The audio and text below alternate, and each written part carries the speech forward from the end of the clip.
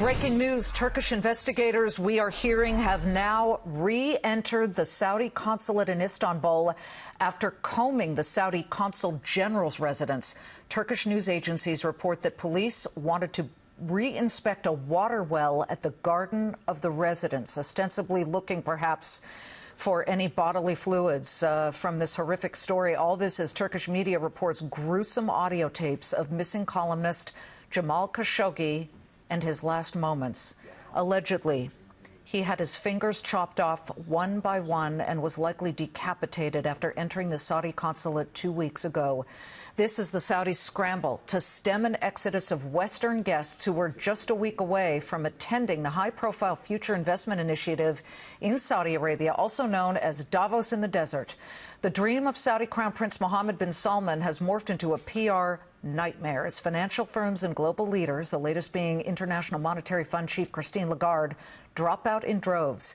We do know, and we keep updating this for you, U.S. Treasury Secretary Mnuchin is still slated to attend for now. We bring in Jonathan Schanzer of the Foundation for Defense of Democracies. Jonathan, we're still waiting on the outcome of multiple investigations. The Turks claim they have all kinds of stuff, audio, video, but the president candidly spoke today here in the U.S. of the conundrum he now faces. Saudi Arabia is an ally in the fight against Iran. It made a $100 billion deal to buy U.S. arms. And yet, moment by moment, we're hearing horrific word that columnist Jamal Khashoggi was dismembered in the Saudi consulate offices in Turkey. What does the president need to do?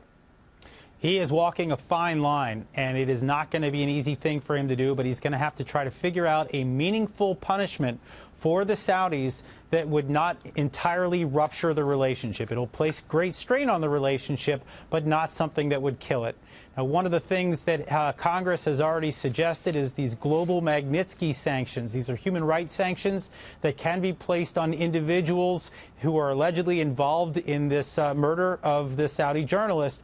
That would be a step forward. We may also see some action taken by Congress to distance themselves from the conflict in Yemen.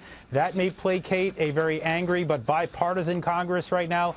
But these would be steps that would fall far short of blanket sanctions against Saudi Arabia, which would, of course, rupture the relationship and place our economic interests in peril. The great British leader Disraeli once said, countries don't have allies or friends, they only have interests. We get it. It is extraordinarily complicated right now because the Saudis are an interest for us. However, you at the Foundation for the Defense of Democracies would never purport to say that Saudi Arabia is a democracy. It is not. These kinds of things do not happen in democracies. Do we need to start handing down some sanctions? And is there a way to do that, Jonathan, without totally destroying the alliance? Yeah, and again, you know, I do think that these human rights sanctions, they're targeted. They will go after individuals or perhaps organizations within Saudi Arabia, but not the country itself. This is actually already put in motion by a letter that was penned to the president from 22 senators last week calling for an investigation. It gives the president about 4 months to determine whether or not these sanctions are applicable.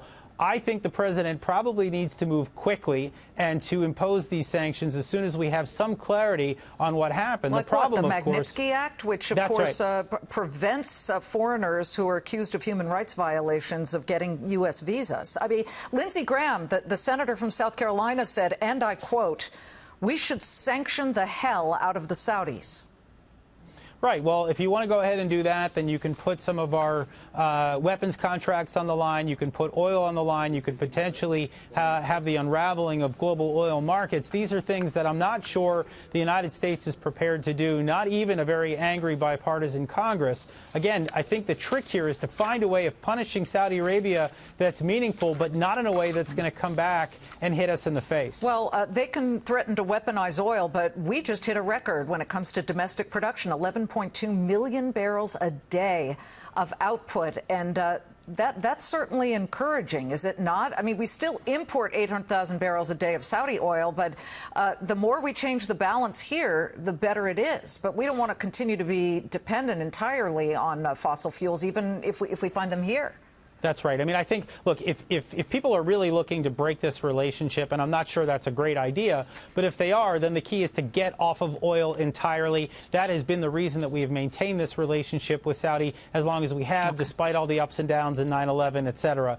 Leaving oil as the primary means for basically the engine for our economy is a problem, because the Saudis still sit on the largest proven reserves in the world. They're still going to have something to say about it. Jonathan Schanzer, thank you very much. We do just want to let people know that we are seeing more breaking headlines from Reuters that the U.S., an anonymous source within the government, is saying they're still waiting on Turkey to share this audio, or if they have any video of what happened in that Saudi consulate. It's just a really touch-and-go situation.